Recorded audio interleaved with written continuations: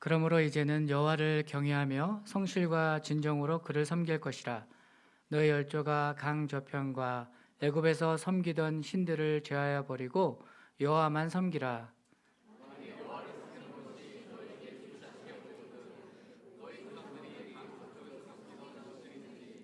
혹 너희 섬길 자를 오늘날 택하라. 오직 나와 내 집은 여호와를 섬기겠노라. 아멘. 네. 여러분은 성경책 중에서 어떤 책을 제일 좋아하십니까? 예. 저는 사실 여호수아 책을 읽을 때마다 많은 부담감이 있었는데 그 제 성격하고 많이 연관이 되는 것 같아요.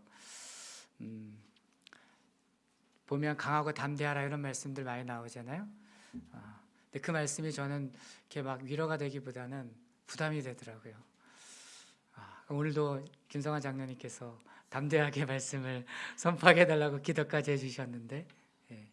근데 오늘 말씀을 준비하면서 제가 그 부분에 대해서 기도하기로 했습니다. 예. 저의 그 한계를 넘어서 믿음의 스트레치를 구하면서 하나님께서 어디까지 인도하시는지 기대하는 마음으로 믿음을 주장해야 하겠다는 강한 감동이 있었는데, 여러분도 자신만이 가지고 있는 그런 연약한 점들이 있으실 거예요. 이 부분은 내가 넘어가지 못할 것 같다 하는 부분들이 있으실 텐데, 오늘 말씀을 통해서 하나님이 그것까지도 우리는 할 수 없지만 하나님의 영이 우리와 함께 하시기 때문에 하게 하셔서 하나님의 영광을 맛보게 하실, 그 길로 인도하실 줄로 믿습니다. 예. 우리가 살아가고 있는 지금 이 시점, 이 세상의 가치를, 핵심 가치를 한 단어로 어떻게 표현할 수 있을까요? 한 단어로 표현하기 너무 어렵겠죠. 예. 그럼 두 단어로? 그 요즘에 그 인터넷을 보면 가장 많이 나오는 단어들 중에 하나가 아마 novelty, innovation 뭐 이런 단어일 것 같아요. 그 우리말로 하면 새로움, 혁신, 그렇게 말할 수 있을 것 같습니다. 이 시대는 예전과 달리 예전에 100년에 이루었던 그 발전을 빠르면 5년 안에 그 산업혁명보다 더한 혁명들이 지금 막 진행되고 있습니다. 더 새롭고 더 혁신적인 것을 쫓아서 인재들과 자본들이 막 몰려들고 있죠. 몇 년 전만 해도 혁신의 아이콘 하면 애플, 아이폰이었지만 지금 그것도 옛날 얘기고, 구글을 포함해서 빅테크들이 AI 혁명을 주도하고 있습니다. 과학기술이 얼마나 발전했는지 예전에 일했던 그런 작업 환경은 더 이상 존재하지 않고, 그리고 일의 속도도 하루가 다르게 빠르게 변화하고 있습니다. 우리는 과학기술이 우리를 구원할 줄로 그렇게 많은 사람들이 생각했죠. 거기서 그래서 그것에 올인을 하고 투자를 하고 했는데, 근데 이상하지 않습니까? 세상은 점점 더 편리해지고 우리는 노동에서 점점 더 자유로워지는데 어찌된 일인지 우리의 마음은 예전보다 더 무겁습니다. 미래에 대한 희망보다는 염려와 걱정, 두려움이 더 앞섭니다. 내년에 내 잡이 여전히 남아있을 수 있을까? 우리 아이들은 이런 상황에서 어떻게 살아갈 수 있을까?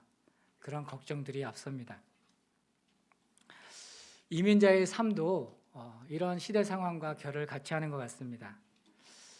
저를 포함해서 여기 계신 모든 분들이 더 나은 삶을 꿈꾸며 새로운 도전, 새로운 기회, 새로운 시작을 위해서 이곳 머나먼 캘거리까지 오신 줄로 그렇게 생각이 됩니다. 그런데 여러분 어떻습니까? 여러분이 생각했던 그러한 새로운 삶, 여러분 살고 계십니까? 오늘 말씀을 준비하면서 한국에서 내가 어떻게 생활했나를 한번 돌이켜 봤는데, 대부분 사람들이 그랬던 것 같아요. 아침에 정신없이 알람 소리 듣고 눈 떠가지고 초스피드로 준비하고 이제 나오면 버스를 타죠. 버스를 타면 콩나물 버스라고 요즘도 그런 단어를 쓰는지 모르겠지만 콩나물 버스에 이리 치우고 저리 치워 내려서 또 전철로 갈아타는데 그게 그냥 전철이 아니죠. 지옥을 불사하는 지옥철을 내 몸을 맡겨고 그렇게 하루를 시작을 하면 이제 출근을 하면 몸이 녹초가 됩니다. 아무 에너지가 남아있지 어떻게 일을 했는지 모르겠는데 그렇게 하루를 보냅니다. 근데 이곳에서는 어떻게 하루를 시작할까 봤더니 오늘도 제가 그렇게 하고 있더라고요. 얼어붙은 차 유리를 이렇게 긁어내면서 이제 그게 저의 하루의 시작입니다. 여러분도 대부분 아니신 분도 있겠지만 대부분 그럴 거라고 생각이 드는데 이렇게 출근길의 모습은 많이 달라졌습니다. 그런데 변하지 않는 것, 여전히 반복되는 일상 가운데 우리가 지쳐가고 있는 것은 아닌가 이렇게 생각해 봅니다. 그러면 우리의 꿈은 요원한가? 우리가 꿈꾸는 그런 새롭고 더 나은 삶, 그 삶은 도대체 우리가 어디서 발견할 수 있을까 질문해 보게 됩니다. 제가 영화를 잘 안 보는데 본 영화 중에 오늘 설교 내용과 정말 잘 매치되는 영화가 있습니다. 그라운드 호그 데이라는 발음이 좀 이상하죠? 그런 영화가 있는데 우리말로는 뭔지 잘 기억이 안 납니다. 예. 이 영화가 지금 우리의 이 마음을 잘 대변해 주고 있습니다. 거기에 보면 계속 반복되는 마치 정지화면처럼 리피트 되는 그런 화면이 있는데 주인공이 매일 아침 라디오 알람 소리를 듣고 눈을 딱 뜹니다. 그러고서 탁 끄죠. 그러고 나서 보면 어제와 똑같은 오늘을 계속 반복해서 살고 있는 여러분이 만약에 그런 상황 가운데 있다면 아싸 하고 처음에 한어성을 부르실 분도 계실 겁니다. 나 너무 시간이 없는데 그렇게 엄청난 시간이 주어지면 나는 이거 해야지. 처음에 이 주인공도 그런 생각을 가지고 자기가 해보고 싶었던 것 그런 것들을 다 해봅니다. 우리가 보통 일탈이라고 얘기하는 것들 있잖아요. 이제 그런 것들을 해보는데 그것도 하루 이틀이죠. 그것을 계속하니까 그것 또한 지루하다 못해 그 허탈감과 절망감에 빠져듭니다. 그래서 스스로 이제 극단적인 선택도 하게 되고 매일매일 자기가 환경을 바꿔보려고 아무리 애를 써봐도 그 다음 날이 되면 어김없이 똑같은 일이 반복이 되는 것이죠. 그렇게 시간이 지나자 그가 정말 중요한 사실을 깨닫게 됩니다. 문제는 환경에 있었던 것이 아니라 내 자신에게 있었다는 사실을 깨닫게 됩니다. 그 순간부터 그의 삶이 달라지기 시작하는데 그 전까지는 모든 포커스가 자기였습니다. 자기 중심적으로 내가 원하고 내가 좋고 내 기분이 좋은 것을 선택해서 그렇게 살았다면 그 순간부터는 다른 사람들이 보이기 시작합니다. 저 사람들이 어떻게 생활하고 있는지 어떤 어려움이 있는지 그것들이 눈에 들어오고 그 사람들을 돕고 섬기기 시작합니다.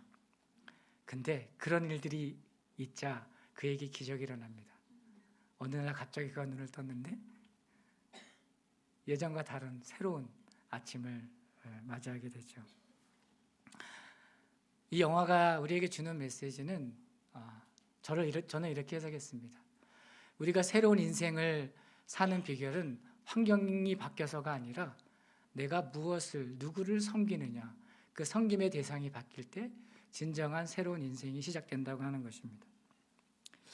이런 맥락에서 오늘 본문은 우리를 새로운 인생으로 그렇게 인도하고 있습니다. 여러분 여호수아를 어떻게 평가하십니까? 어떤 분들은 대장, 베테랑, 노장 이렇게 평가를 하실 텐데 그는 일평생 전쟁터에서 그의 삶을 바쳤습니다. 그랬던 그가 자신의 사명을 다 완수하고 이제 마지막 유언과도 같은 말씀을 이스라엘 백성들에게 당부합니다. 여러분이 자녀에게 마지막 한마디를 한다면 어떤 메시지를 전하고 싶으십니까?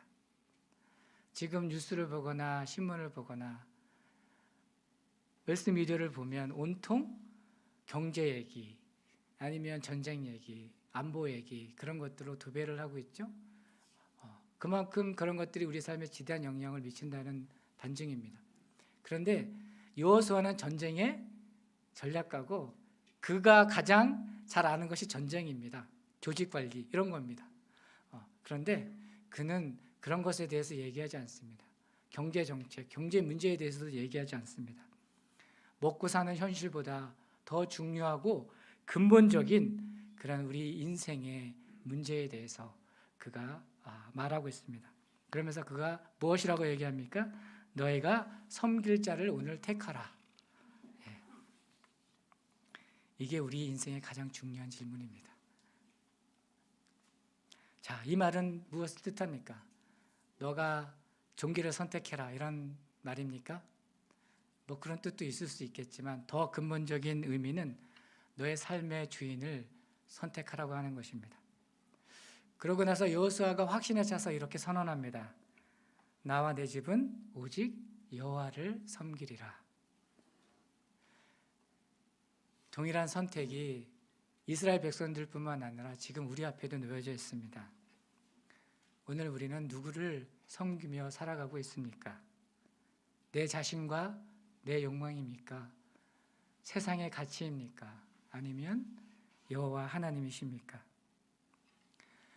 우리가 하나님을 우리 삶의 주인으로 섬기는 데에는 분명한 이유와 근거가 있습니다.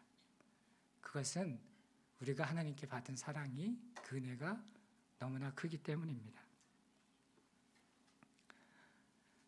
깊은 기가 막힌 웅덩이와 수렁에서 하나님께서 건져주신 그때 그 장면 여러분 기억하십니까? 삶의 끝자락에서 아무 소망 없이 인생의 마지막만 바라보고 있던 그 순간 주님께서 찾아와 주시고 어루만져 주시고 내니 두려워 말라 하시고 그리고 다시 살 소망을 주시고 더럽고 추한 나를 안아주시고 깨끗하게 씻겨 주시고 그리고 영광스러운 직분을 맡겨주시고 그 은혜 때문에 우리는 하나님을 우리 삶의 주인으로 그렇게 섬기는 것입니다. 우리 13절 말씀 함께 읽겠습니다. 시작.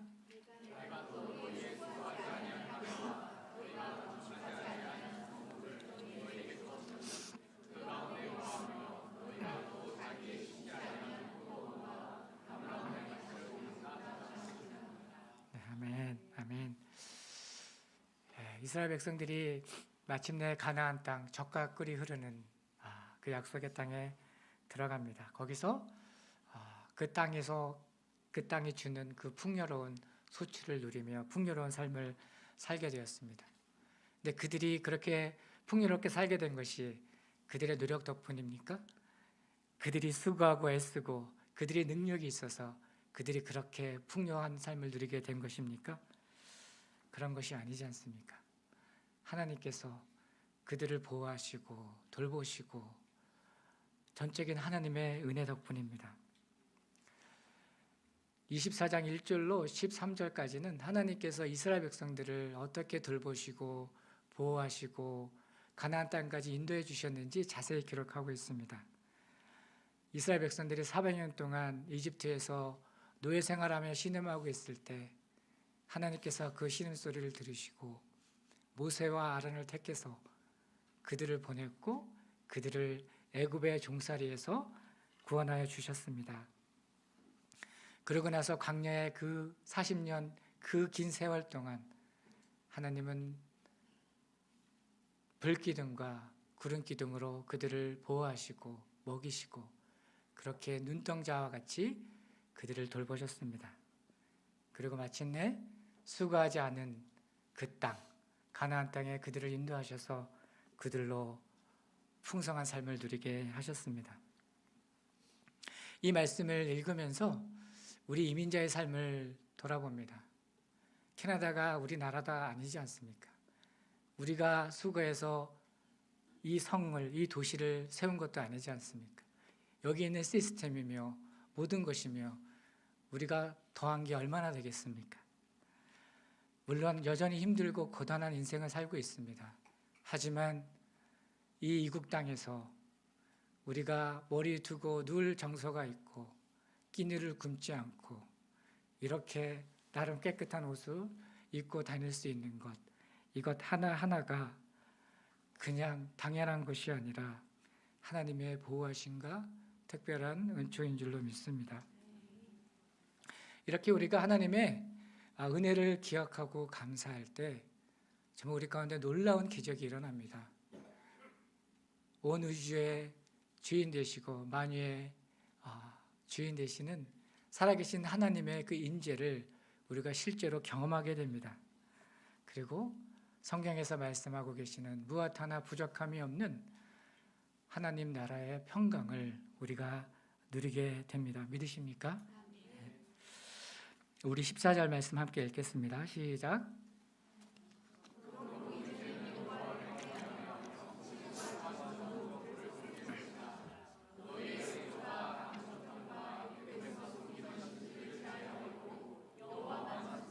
네, 아멘. 예, 여기서 많은 사람들이 보통 간과하는 중요한 단어가 있는데 그러므로 therefore, 그러니까 결론에 대해서 지금 여호수아가 얘기하고 있습니다. 하나님께서 이러한 은혜를 너희 가운데 베풀어 주셨으니 이제 어찌할꼬 어찌해야 됩니까? 그 은혜에 응답하여서 오직 여호와 하나님만을 섬기라고 하는 것입니다. 하나님을 섬기려 결단한 우리는 그렇다면 구체적으로 어떤 결단과 어떤 행동으로 반응을 해야 하겠습니까? 본문은 우리에게 구체적으로 그 결단과 행동에 대해서 지침하고 있습니다. 첫 번째 행동은 하나님을 경외하는 것입니다. 하나님을 경외한다. 경외한다에 해당하는 히브리어 야레. 그 뜻은 보통 우리가 fear, 두려워하다 이렇게 우리가 번역하는데 그보다 훨씬 더 깊은 의미를 품고 있습니다. 하늘과 땅을 다스리시는 만군의 주 여호와 하나님 앞에 피조물이 두려워 떠는 것, 이것이 fear입니다. 근데 단순히 두려워만 떠는 것이 아니라 그 두려움이 결국에 가서는 하나님의 기뻐하시고 선하시고 온전하신 뜻을 따라 순종하는 삶으로 이어지는 것, 이것이 바로 야레입니다. 누가 그런 삶을 살았습니까? 우리가 여호수아를 읽었지만 그 가운데 라합이라는 여성이 나옵니다. 그녀는 기생입니다. 몸을 파는 그런 가련한 여인입니다. 그런데 이 여인은 하나님을 경외했습니다. 그녀도 똑같이 처음에 여호와 하나님께서 홍해를 가르시고 거인족인 아모리 왕들을 진멸하셨다는 그 소문을 들었을 때 두려워 떨었습니다. 그렇게 강한 하나님, 그렇게 강한 이스라엘 군대가 지금 우리를 치러 오고 있다고 마음이 녹았습니다. 왜 안 그렇겠습니까? 그런데 다른 여리고 사람들은 어떻게 반응했습니까? 그 다음부터 성문을 걸어 잠그고 오히려 하나님을 대적하는 그런 모습으로 반응했습니다. 하지만 라합은 그렇지 않았습니다. 그 하나님, 전능하신 하나님, 정말 살아계신 그 여호와 하나님, 이분은 정말 다른 정말로 참신이시구나. 그러면서 그의 그 두려움이 하나님을 향한 경외함으로 바뀌기 시작합니다. 그리고 하나님께서 무엇을 원하시는지 그녀는 깨달았습니다. 하나님께서 반드시 여리고를 무너뜨리시겠구나. 그리고 그 성에서 행해지던 그 가증스러운 그런 악행들을 하나님께서 반드시 심판하시겠구나. 그것을 그녀는 알았습니다. 그리고 어떻게 했습니까?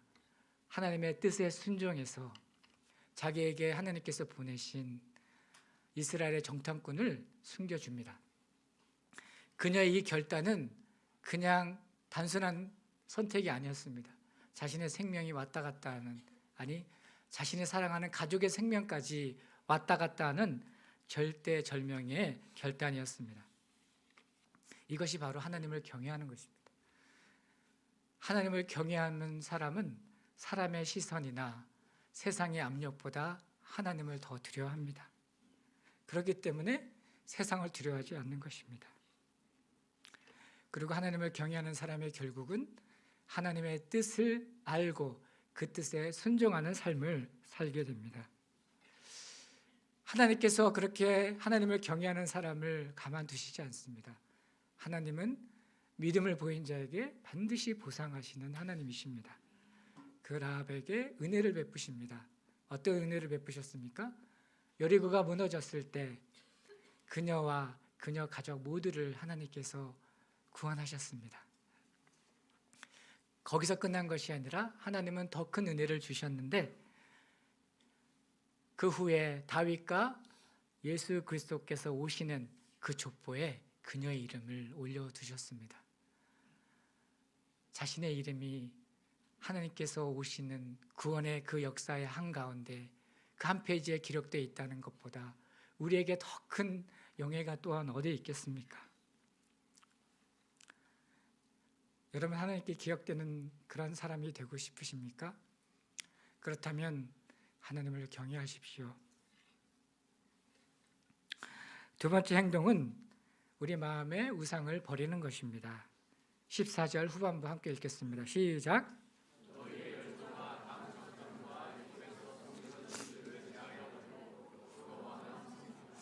네, 하나님을 섬기기 위해서는 먼저 우리 마음을 비워야 합니다.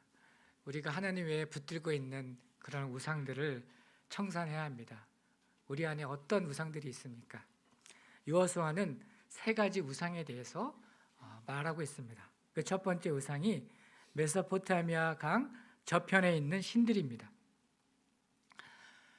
메소포타미아 하면 딱 떠오르는 장면들이 있죠. 아브라함, 그가 갈대아 우르 출신입니다. 메소포타미아 지역 출신입니다. 그의 조상들이 살았던 곳입니다.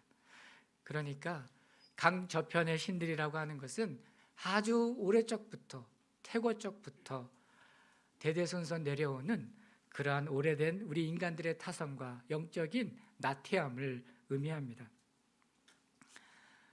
우리에게 어떤 타성이 있습니까? 어떤 나태함이 있습니까? 저는 이 말씀을 준비하면서 제 안에 있는 오래된 캐캐묵은 타성을 적나라하게 보게 되었습니다. 하나님께서 일을 맡기십니다. 사명을 주십니다. 특별히 요즘에 그런 일들을 많이 주셨는데 제가 어떻게 반응했는지 아십니까? 그냥 맡기시면 차분히 기도하고 한 걸음 한 걸음 그렇게 순종하며 나가면 되지 않습니까? 그런데 시작도 하기 전에 벌써 제 마음에 방어 기제가 작동합니다. 나는 못하는데. 부정적인 생각들이 머릿속에 가득합니다. 그리고 저를 괴롭힙니다. 내가 그것을 감당할 수 있을까? 은혜를 끼칠 수 있을까? 실패하고 실망시키면 어떻게 하지? 이런 생각들이 저를 괴롭혔습니다. 그러다 보니까 일을 하지 않으려고 하는, 맞지 않으려고 하는 그런 핑계거리를 찾고 결국에 하나님께서 맡기신 일을 뒤로 멀찌감치 밀어내는 그러한 행동들을 하고 있는 저를 발견하게 됩니다. 하나님은 플랜 B가 없으십니다.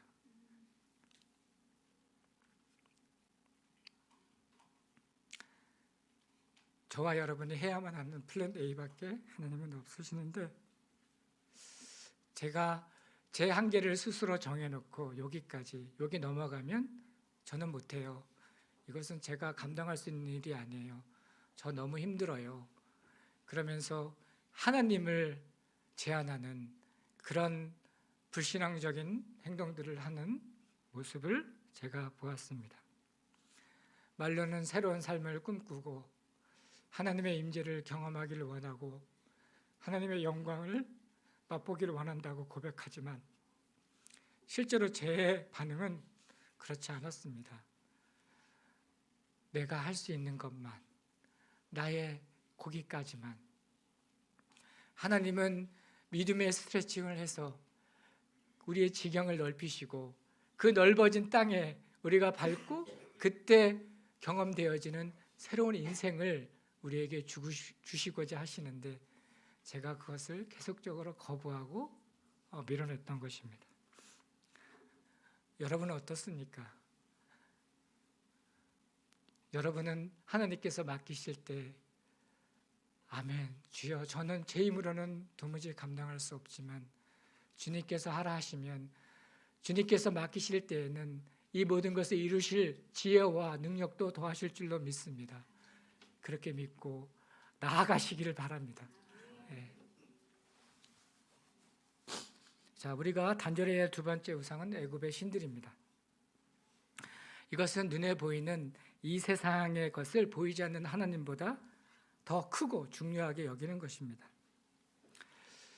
이스라엘은 400년 이집트 노예 생활에서 해방되었습니다. 몸은 자유의 몸이 되었습니다.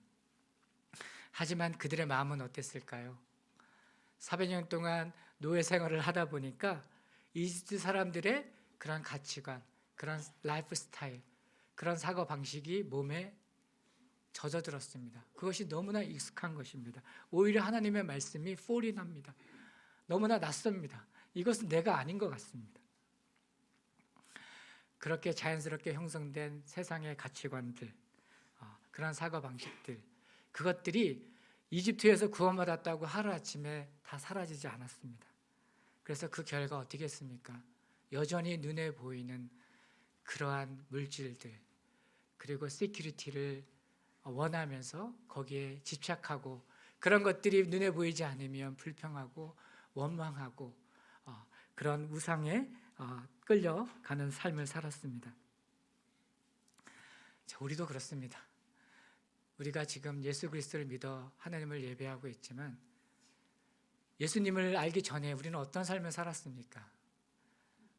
저도 한동안, 아주 오랫동안 죄의 종로를 타면서 세상이 말하는 그것이 옳은 길인 양, 그 방식대로 그렇게 살아왔습니다.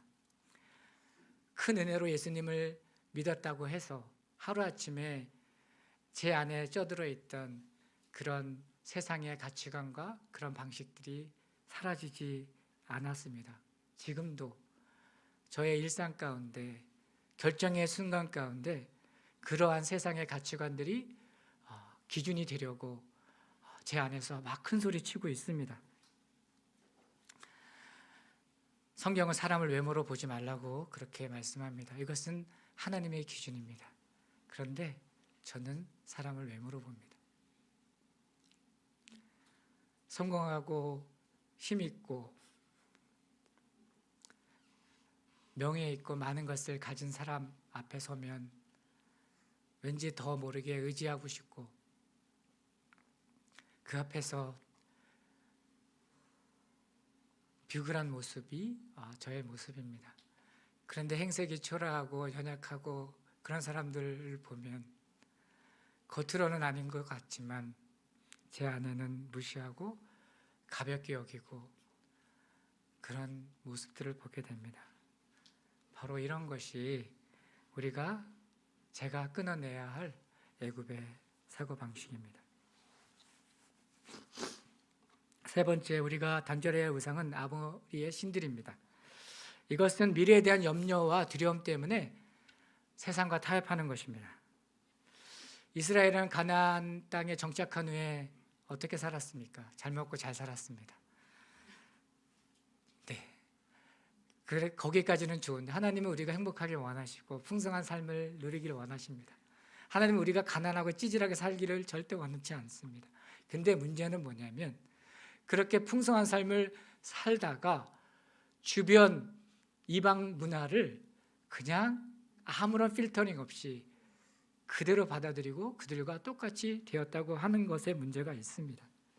그리고 하나님의 말씀은 온데간데 없고 자기 눈에 보이기에 자기 소견에 좋은 대로 내가 이것이 좋으면 그게 그냥 진리고 그게 그냥 정답입니다. 그런 모습이 바로 우리가 읽었던 사사기에 적나라하게 나와 있지 않습니까? 사사기에 반복되는 그런 혼란과 그런 타락은 바로 이스라엘 백성들이 세상과 타협한 결과였습니다. 여호수아는 그것을 누구보다 잘 알고 있었기 때문에 지금 그의 마지막 고별 설교 가운데 이스라엘 백성들아, 너희들 지금 누구를 섬길지 지금 결단해라, 이렇게 촉구하고 있는 것입니다. 이렇게 우리들 마음 가운데 우상들이 제거되어서 빈 자리에 정말 살아계신 하나님, 그분께서 우리의 삶의 주인으로 자정하십니다. 우리 15절 말씀 함께 읽겠습니다. 시작.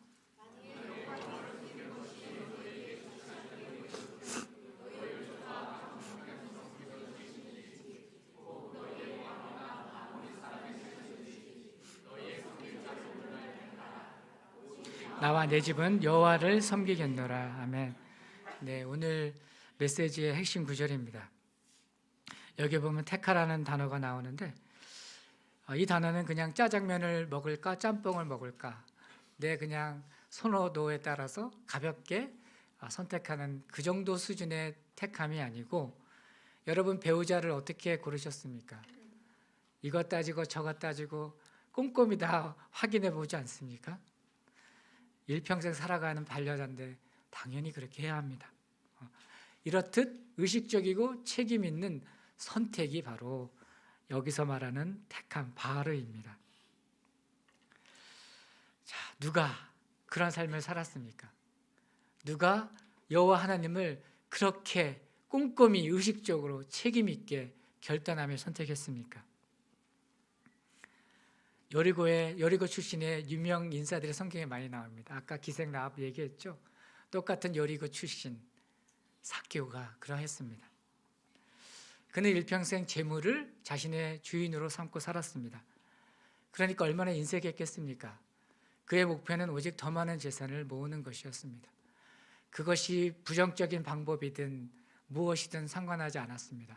재물만 많이 모으면 그것으로 그는 목표를 달성했다고 여겼습니다. 그러니 이스라엘 민족들이 얼마나 그를 미워했겠습니까? 자신들의 고열을 쥐어짜서 자신의 배만 불렀던 삭개오를 얼마나 증오했겠습니까? 그러던 어느 날 그는 예수님을 만납니다. 그리고 그가 어떻게 고백합니까? 예수님께서 옆구리 찌르지 않았습니다. 본인이 스스로 내가 가진 재산의 절반을 가난한 자에게 나눠주고, 내가 토색한 것이 있으면, 속여 취한 것이 있으면 제가 4배나 갚겠습니다. 이렇게 말합니다. 이거는 삭개오의 입에서 도무지 나올 수 없는 기적 중의 기적입니다. 이것이 증가하는 것은 그가 예수님을 만나는 그 순간 그의 삶의 주인이 재물에서 예수님으로 바뀌었다고 하는 것입니다. 하나님을 택하는 것은 이러한 결정적이고 실제적인 행동이 따르는 그러한 것입니다. 우리에게 그러한 행동을 성경은 요구하고 있습니다. 손해를 감수하더라도 정직하게 행해라. 용서하기 어려운 사람 용서해라. 죄와 타협하지 마라. 그리고 우리보다 더 소중히 여기는 우리의 자녀, 그 자녀 한번 잘 되게 만들어 보려고 이것저것 세상 성공시키려고 그것보다 하나님의 말씀으로 잘 양육해라. 믿음의 사랑으로 그렇게 길러내라. 이것이 바로 하나님을 택하는 그러한 실제적인 행동입니다. 우리가 이렇게 했을 때 성경에서 약속하는 세상이 알 수도 없고 줄 수도 없는 평강을 우리가 누리게 될 줄로 믿습니다. 이제 마지막 4번째 행동은 여호와를 섬기는 마지막 행동입니다. 15절 후반부 함께 읽겠습니다. 시작.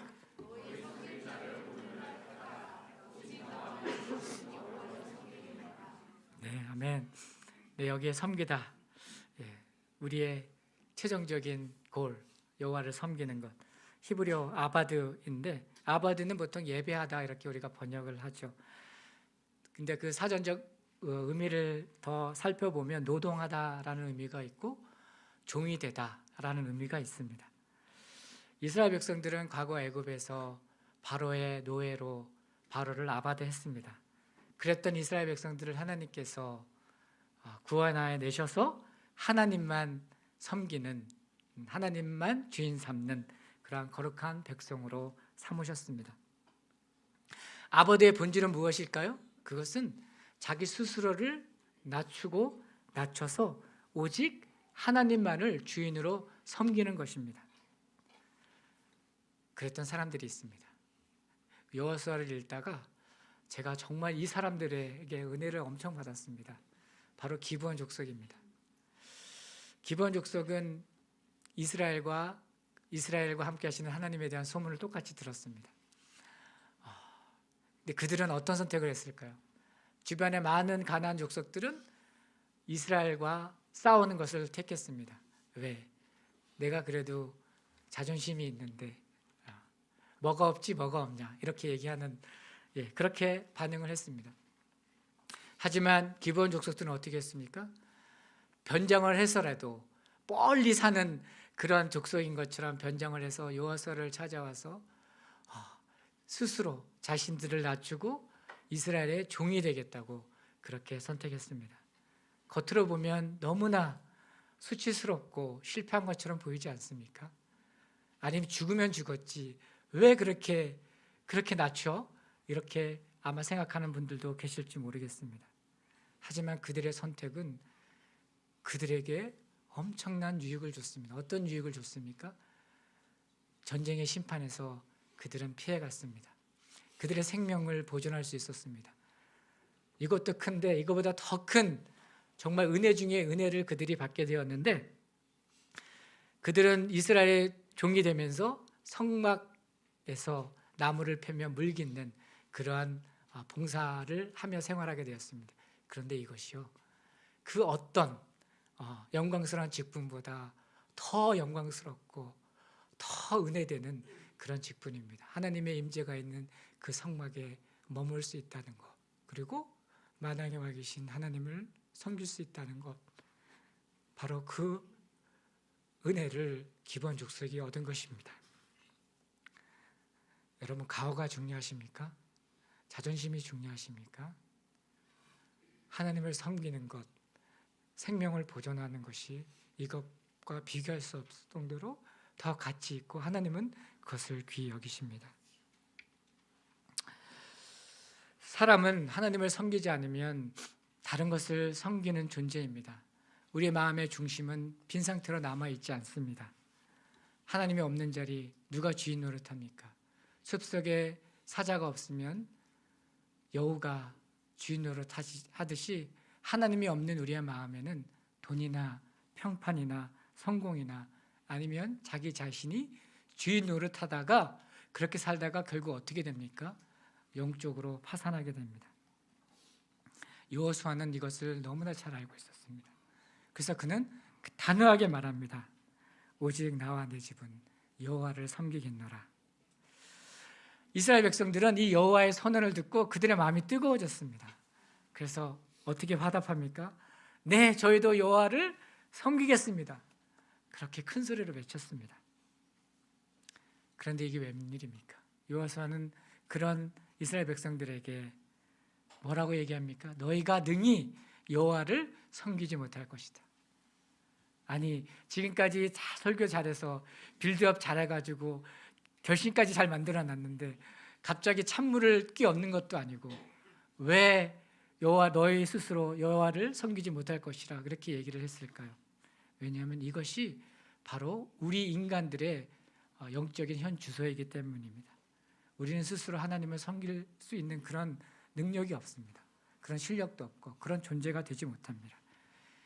우리 결심은 며칠 갑니까? 아무리 거룩한 결심이라 해도 그렇게 오래가지 않고 상황에 따라서 이리 휘둘리고 저리 휘둘립니다. 그리고 눈에 보이지 않는 하나님보다 당장 내 눈앞에 보이는 그것이 훨씬 더 크고 중요하게 여겨지는 것이 우리의 본성입니다. 자, 여기서 이 지점에서 복음이 반전을 이룹니다. 우리가 연약할 때 복음이 능력이 됩니다. 믿으십니까? 예. 하나님께서 우리에게 어떤 은혜를 베푸셨습니까? 우리가 아무것도 할 수 없을 때, 우리가 스스로 내 문제를 해결할 수 없어서 절망 가운데 빠져 있을 때 하나님께서 그 능력의 팔로 우리를 건져주시지 않았습니까? 여러분들 그런 경험이 아직 없으십니까? 그런 경험이 우리로 하여금 하나님을 섬길 수 있는 그 파운데이션이 됩니다. 없다면 기도하십시오. 하나님께서 자격 없는 우리를 구원하시고자 그 사랑하는 아들 예수 그리스도를 이 세상에 보내셔서 십자가에 달려 죽게 하시고 우리를 죄와 저주의 그 사망의 권세에서 해방하셨습니다. 우리가 하나님을 섬길 수 있다면 그것은 우리의 결단이나 우리의 구원이나 우리의 능력이 아니라 오직 예수 그리스도의 십자가의 능력으로 인해서 우리가 그 일을 감당하게 될 줄로 믿습니다. 결단은 필요합니다. 그렇습니다. 하나님, 제가 여호와만 섬기겠습니다. 결단하십시오. 하지만 이런 결단보다 우리에게 더 필요한 것, 하나님이 진짜 듣기를 원하시는 그 고백이 있습니다. 그것은 무엇인가 하면, 주님, 저는 할 수 없습니다. 주님 아시지 않습니까? 주님 없으면 제가 살 수가 없습니다. 주님 없으면 제가 입 한 번 뻐끗하지 못합니다. 주님 없으면 제가 이 바운더리 밖으로 벗어날 수 없습니다. 하지만 주의 영이 함께 하시면 주의 일을 제 가운데서 이루어질 줄로 믿습니다. 제 믿음을 확장시켜 주시옵소서. 하나님의 나라가 이러한 저를 통해서 확장되어지길 원합니다. 이렇게 고백하고 기도하고 믿음을 주장하는 저와 여러분 모두 되기를 주님의 이름으로 축원합니다. 말씀을 맺겠습니다. 하나님을 섬기는 삶, 우리가 그토록 기도하고 바라는 그런 삶은 다른 데서 오지 않습니다. 십자가의 은혜를, 그 깊이와 넓이와 높이를 깨닫는 데서 비롯됩니다. 하나님의 은혜를 기억하고 그 하나님의 뜻을 따라 마음의 우상을 버려버리고 하나님을 삶의 주인으로 삼는 그 일련의 결단을 통해 우리 가운데 이루어지게 됩니다.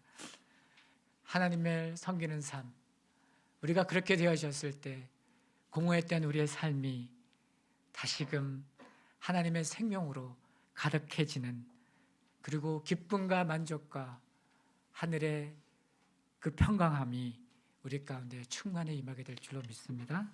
이 시간 우리 들은 말씀 기억하며 기도하기 원합니다. 제가 3가지 기도 제목을 화면에 이렇게 정리해 보았습니다. 십자가의 은혜를 깊이 깨닫게 하시고 우리 마음속의 우상들이 끊어지게 하시며 삶의 모든 영역에서 진리요 생명이신 하나님의 말씀을 따라 순종하는 삶 살아갈 수 있도록 우리 주의 이름 한번 부르며 기도로 나가겠습니다. 주여!